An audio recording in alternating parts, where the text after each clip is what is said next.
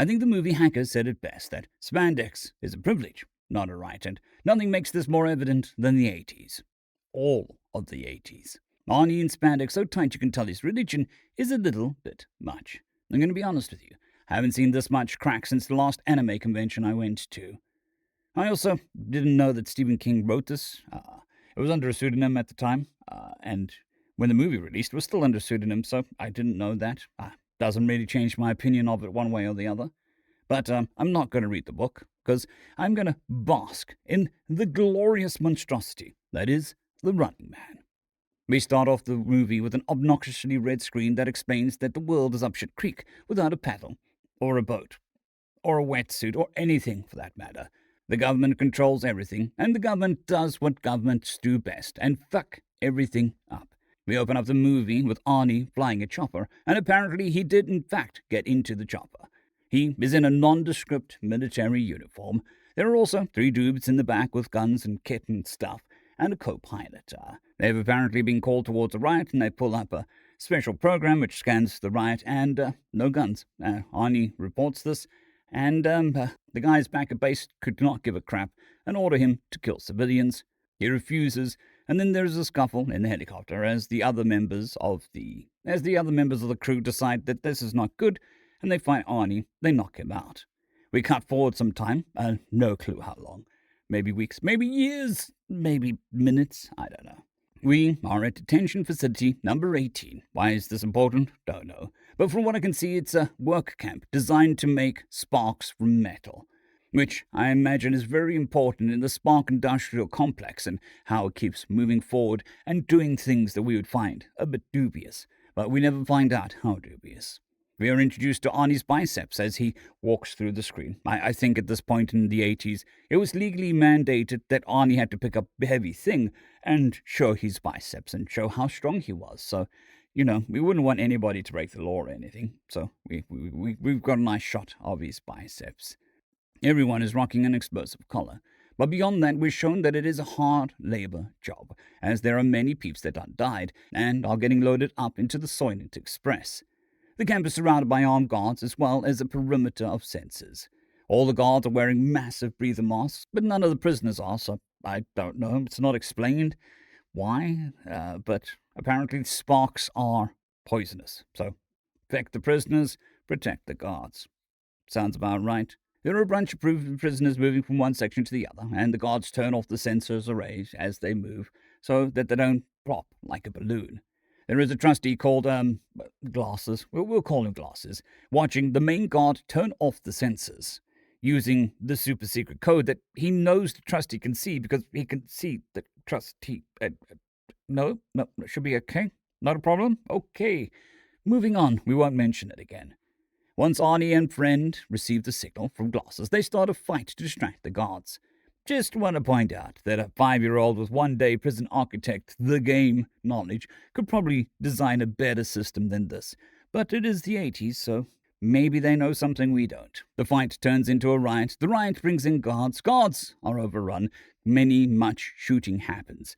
Funny thing is, all the guns have the same sound. It is gunshot.mp3, and it is used very liberally throughout the next section.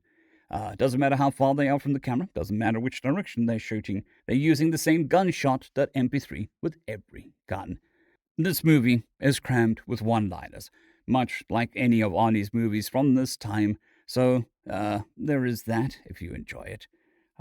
The riot happens and Glasses steals the computer from the main guard with the perimeter lockdown thing.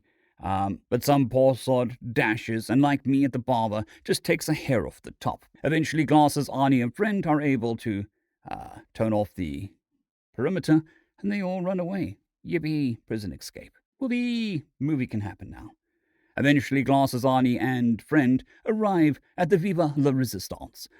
Glasses and friend are card-carrying members, which is very inconvenient when you're caught and you have a card saying that you're a resistance, but hey, I've never been a part of resistance. Maybe it's a thing that you need to keep in mind. I imagine the 80s obsession with cards and giving them out would also lead to them being caught if they're just giving out their rebel cards to random strangers. But the 80s was a weird time. Arnie doesn't want anything to do with it, but the resistance still removes his collar, gives him a change of clothes, and a fat stogie to smoke, just to prove that he's manly man smoking a big cigar. 80s stuff.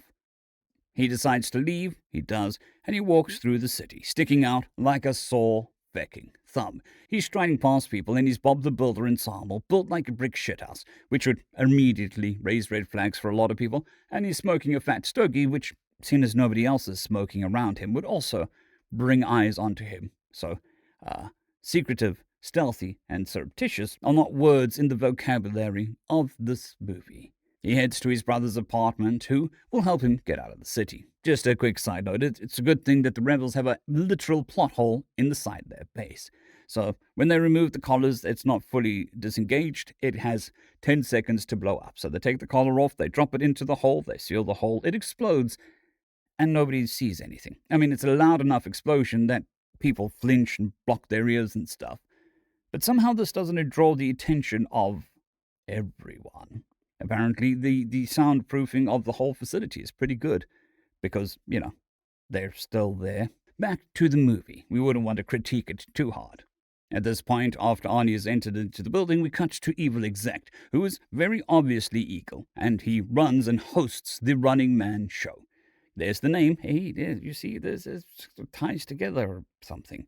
He does a bunch of two-faced shit, like normal corpo stuff, talking behind people's backs, being a thumb up, and then the moment they're out of earshot, calling the guys names, stuff like that.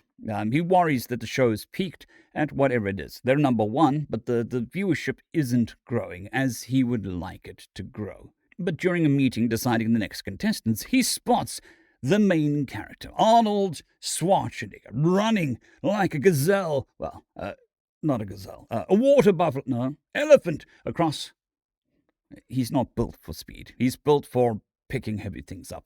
Anyway, he's running. He's like, oh, look, running man. 1 + 1 = plot. Sure, we want that guy. Meeting ends.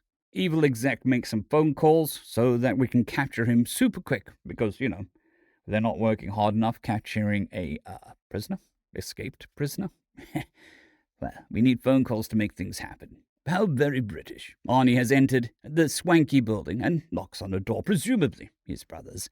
After no answer, he enters in the code and enters.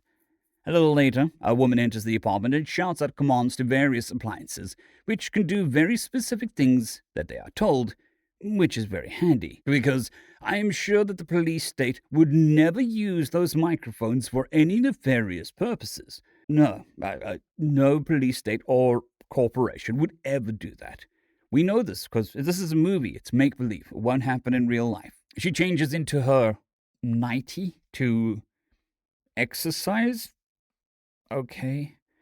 We know that in this world there is sportswear because she is watching a program on the TV with women in sportswear doing an exercise video, but she's in a nightie doing the things. Sure. Okay, fine. We will ignore that. I don't know. But before she continues, there's breaking news on the Plot News Network. The baker of Butchersfield, the candlestick of the baker's butchery, wait. Oh, the butcher of Bakersfield. Yes, alliteration is always good. Is on the loose. You never guess who that is. The main character. And everybody needs to keep an eye out for him. The Plot News Network hands over to the Exposition Nation station and tells us that Arnie done gone rogue and killed a bunch of people, and when we know he didn't. And it sets up the power of propaganda. Ooh, scary propaganda. Well, I suppose it is scary. Arnie surprises her. This is her apartment. She's been here a month, and the last person got handed to the feds. Arnie is not happy, which really does open a question here. Just a little side note.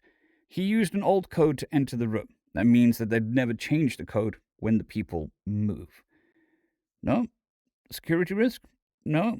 Personal security? No? Okay. Chica calls him out for what she thinks he did, which pisses him off. He starts searching the apartment for stuff that's going to help him. Just a natural other side note. He went and had a shower and has changed his clothes. Where did the clothes come from? He walked in looking like Bob the Builder. Now he's in a swanky white outfit. Where did these clothes come from? They're not his brother's. I mean, surely looking for the clothes, he would have noticed a bunch of other stuff not related to his brother. No? No? Okay. plot didn't call for it, therefore we ignore it. He searches the apartment, which he didn't do earlier, to look for stuff to help his escape. We learn that Chica actually works for the network, the one that runs the Running Man thing. It runs everything, I suppose. And Arnie finds contraband, illegal music, clothes, and cash hidden in one of her cupboards.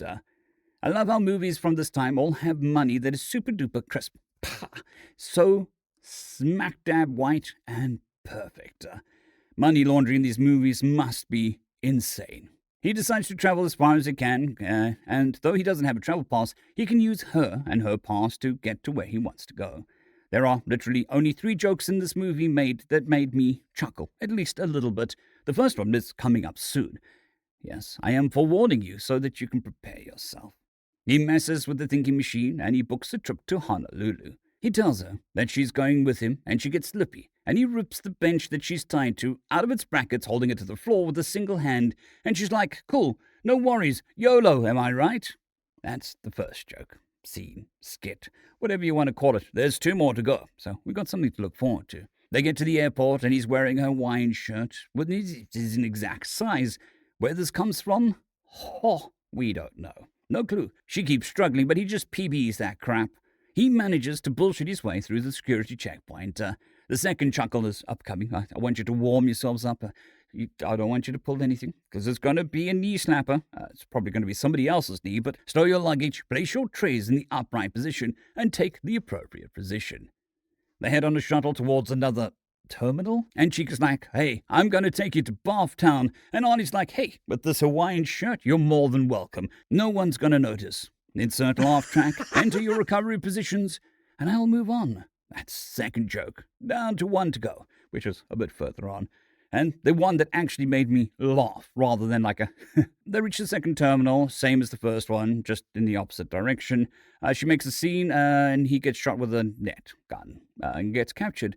Ironically, I think Arnie does more running, physical running, like full-on sprinting, when he's out in the open. Not during the Running Man show thing, which is the movie, and I don't know. Cut to black.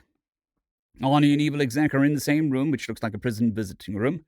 There is some verbal sparring, much to the 80s villain versus hero dialogue. E wants Arnie on his show. Arnie says that he can sit on it and swivel. E's like, oh my goodness, oh, whatever shall I do? I got your friends here. I can send them in your place. And Arnie's like, okay, I'll do it. Which, fair enough. They go through the obligatory medical scene, and for the life of me, I have no fucking clue why. Nothing is explained. They inject him with barium to track him, and this is never used or mentioned again. Nope. They give him a couple other painful injections for no apparent reason other than to show us giving him painful injections. Then they put him in a room, and they knock him out with gas, when they could have just given him an injection to knock him out. Not in the script? Sure, okay. Knockout gas is more dramatic than a jab. Fair enough. Chica's back in her apartment, singing to herself after a shower, and she turns on the Plot News Network. Then they show her the events of the airport. Only this time, Pete's done got full cranium piercings, and she realizes that the over-controlling, overreaching, super shitty government lies. Who would have thunk it? Not me, not I. Neither did she. She also realizes Arnie may have been telling the truth earlier, but Warning. Warning! Joke incoming. Prepare your new pair of underwear. Warning! Warning. It's coming. Shh. You'll laugh. Maybe. I don't know. I laughed. Arnie is now in a different room in a different outfit and is let out under guard with his court-appointed theatrical agent. I don't know why a totalitarian government needs the facade of... But sure. Okay. The agent starts droning on about his contractor. We're shown the pre-show, which is basically WWE meets Mr. Beast a la R-rated movie. Dancing, much spandex, crowds, excitement, cash prizes, gambling.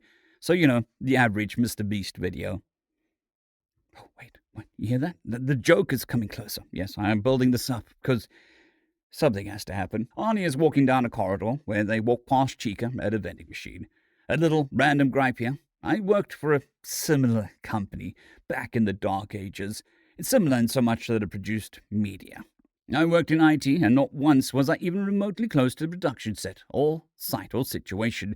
The twain never did meet. So Chica, just a musician, a rank-and-file employee, and getting that close to a live broadcast strained my suspension of disbelief more than any part of the movie, which is ridiculous by itself.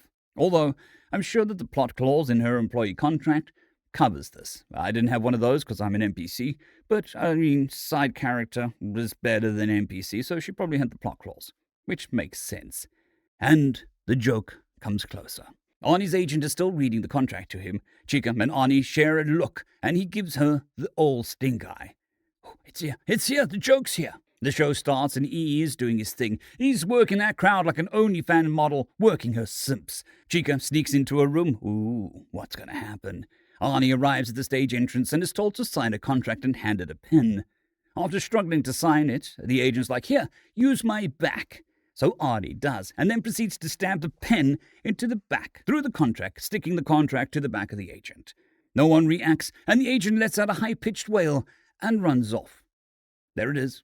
That's the joke that made me laugh. I'll insert a clip, maybe. We'll see if the copyright people will allow me. Oh, cool, we're back. Or maybe we're not. I don't know. Copyright. Who knows? E is still working the crowd like a true pro that he is. He introduces the baker of Candlestone to the crowd with doctored footage from the incident Arnie was involved in earlier. Much wailing and gnashing of teeth to be had. He's then brought in and stripped of his prison uniform and, oh goody, spandex onesie under it in the calming color of Arc Eyes yellow. It's... I had to turn the volume down on my monitor just to get that yellow down so that I didn't go blind. Chica continues sneaking into different sections. While working the crowd, EE says that if Arnie is able to escape the Slayers, he will be set free. Like the previous winners, exposition and foreshadowing occur. If you win, you go free. Chica sneakies some more. Arnie is shackled into the standard Hollywood casting go-kart thing. And he's like, yep, we're sending in glasses and friend with you. You bought it hook, line, and sinker. There's a little bit of back and forth and threats are flung, and then the button is pushed and things move on. It turns out the go-karts are actually rocket-propelled sleighs, which sounds pretty fun. Chica reaches the innermost, securest-most section of the building to find the original version of the Bakersfield Massacre. I can only assume that the 80s were a very trusting time if she was able to waltz all the way in there without being challenged. Although the power of a clipboard and a pair of glasses and a pen, you can pretty much get anywhere, anytime. Good thing she's super-duper sneaky and won't get caught. She promptly gets caught. As the jet sleigh rides ends and Arnie, glasses, and friend are herded in a direction, E asks an audience member who the first Slayer should be. She chooses an evil hockey player named, and I shit you not, Sub-Zero. I double-checked this, and this movie was before Mortal Kombat.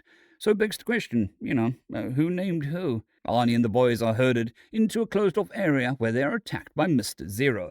They unknowingly walked onto an ice rink thing with booties on from their onesies and didn't see their ass immediately. Well, the plot says no, so we continue on. Okie dokie, Mr. Zero's weapon of choice is a razor-sharp knife hockey stick thing, which is serrated on the inside and sharp on the outside. I only mention this because they seem to think it's important. The movie, not the group. Mr. Zero skates into them and voila! Reality reasserts itself on the situation, and now they realize that they are in fact standing on ice and can barely stand. Good job, plot. We got there in the end. Zero splits them up, shoves glasses into a clamshell hockey net thing, smacks a grenade hockey puck at Arnold, which is pretty cool. I think the concept is nice. The execution is stupid. Reality would definitely not work, but I can see how it could work on an entertainment program. It's something I could see an evil Mr. Beast doing. Just for every evil hockey puck you dodge, here's $1,000. I can definitely see that. If you're wondering why I'm saying Mr. Beast so often, it's because this is a spectacle, and he's known for spectacle. So, there you go. There's the modern equivalent of spectacle. Zero almost gets friend, who ducks out of the way in the last second, and Zero manages to end up cutting a fence. Eventually, Arnie manages to pull down the fence with barbed wire and get it wrapped around Sub-Zero on it. With the sheer power of biceps, he manages to warp reality, to teleport the razor wire from Zero's waist to his neck, and he manages to murk Zero, turning him into a -1. The crowd is shocked, and EE waxes poetic about the loss of heroes before cutting to commercials.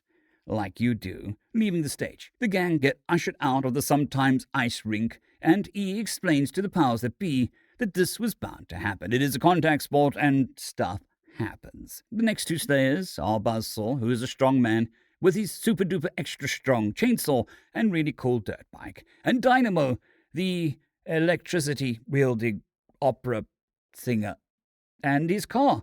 All I can say is that the 80s were a weird time for all of us. He's barely able to contain his skipping as he hears that the ratings have actually gone up. He is then told that Chica was caught doing the dastardly sneaky things, and he just about busts a nut in his pants as he smiles, knowing that he can get more ratings. On a side note, I love the electricity effect from the movies from the 80s. It is in no way represents a real electricity effect, but I don't know whether it's nostalgia talking or whatever, but that little effect that they had, it just tickles me every time. It's probably from things like Ghostbuster and The Highlander, which was around that time. But that there's a nostalgia effect of note. They also send Chica into the Shadow Realm, outright lying about her life, which is par for the course at this point. The Scooby Gang are running around when Glasses spots a satellite relay, and he and Friend run towards it. Arnie doesn't want anything to do with it, but follows along. They almost murk Chica, who is pissed, understandably. Glasses YOLOs it and keeps running after the plot machina. They end up separated by Buzz and, Electro Dork, I don't know what his name is. Buzz going after Arnie and Friend, and Electro Dickhead going after the other two. So we have the same thing again, like earlier with Gunshot.mp3. Now they're using engine noise.mp3 for both the car and the motorbike. And it's always the same noise for the motorbike, regardless of the situation. So that's cool. Means it's... poor ears. Glasses keeps following the relays while Chica bitches the whole way. Arnie and Friend take on Buzz. Friend gets got in the first attack. Arnie struggles to pull him out of harm's way, and Arnie dodges Buzz's attack. And something happens that could only make sense in the writing rooms of people that have neither done a physics lesson or ridden a motorbike. Buzz uses a weighted rope with bolos on the end to throw and hook around Arnie. He attaches it to the back of his motorbike, and he pulls the slack. And instead of getting flung off the bike and breaking Arnie's back, nothing happens. They just accelerate. No problems. It's all good. We have some cool shots of a stuntman getting dragged, and the bike almost sings its ass as Arnie is getting dragged. 80 stuntmen and women had balls of steel. Arnie eventually manages to wrap the rope around a pole, and the thing that should have happened earlier happens now. The bike stops. Newton stands up and kicks Buzz's ass off the bike. But worry not, he's all good. Barely a scratch. Glasses uses the Akashic record to hack a terminal and get the super-duper important plot code. He conveniently tells Chica to memorize the code just before he gets murked. He didn't know he was going to get murked. It just happened. It's very convenient, like he was planning ahead, which is a rarity in movies these days. And then, apparently, Buzz and Arnie end up having a strength contest while Buzz is trying to cut Arnie and Arnie is trying to survive. You'll never guess what happens next. Arnie overpowers Buzz and does a little bit of a chainsaw up into the crotch, where Buzz reaches the Michael Jackson note with the help of a chainsaw to the nuts, which is fair enough. The crowd goes from ravenous to shocked.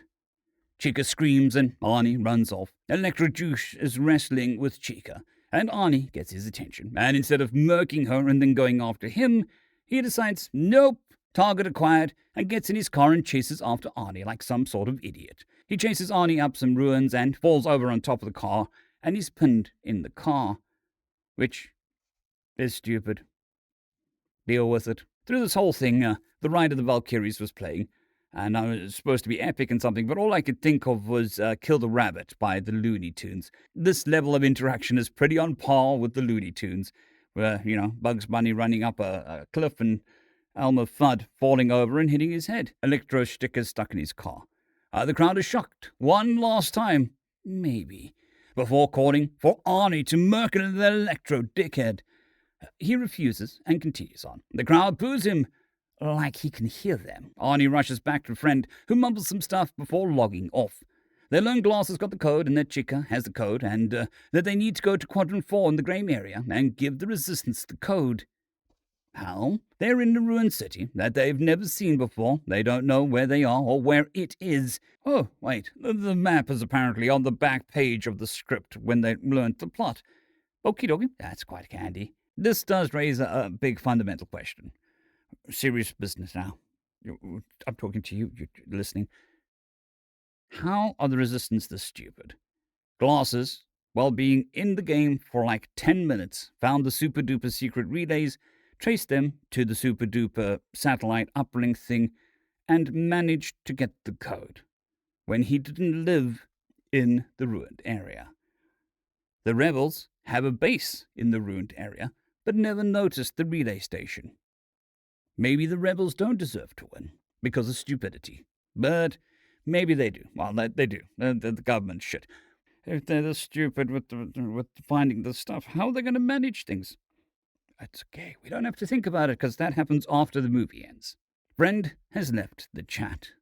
He manages to call up Arnie on a very conveniently placed screen and camera, which would have heard everything they just spoke about in between themselves. But they do nothing about that. Nope, okay. EE offers him a job as a slayer, and it's like, oh, it's going to be awesome and everything. And Arnie informs him that EE's ass is grass, and he's the lawnmower. EE ends the call with Arnie when he gets a call from the higher-ups and shits his pants. The next slayer is Firefly, fire gnats, fireballs, whatever, who has the total super-duper power of flamethrower, which, I mean, to be honest, is a pretty good entertainment thing. He asks an audience member, who's the first person to get a kill out of the Slayers? Is it going to be Fire Whatever or an Electro Douche? Because he's somehow still in the game. And she looks at him boldly and says, Arnie. Which, based on previous experiences, a pretty safe bet at this point. But EE be pissed. Arnie and Chica are bickering like an old couple when Fire Pants starts chasing them. Arnie throws a drum of fuel at Fire Pants, who sets it alight, but nothing happens to him because reasons? Arnie and Chica get separated. Arnie grabs a conveniently placed road flare, I wonder why, and turns and runs. Chica finds 3 bodies who turns out to be the winning contestants mentioned earlier from the previous season. Firepants is about to murk her and is interrupted by Arnie dropping down behind him and breaks the fuel line while pushing medium well done to the floor. Arnie then throws the road flare. Ooh, there's the thing. That's why he picked it up. He must be able to see the future. Medium well done becomes super well done. And the crowd is now on Arnie's side. The super duper ex-champion walks in, who's Jesse Ventura, which is another wrestler. The Ice Dude was also a wrestler. Just random factoids.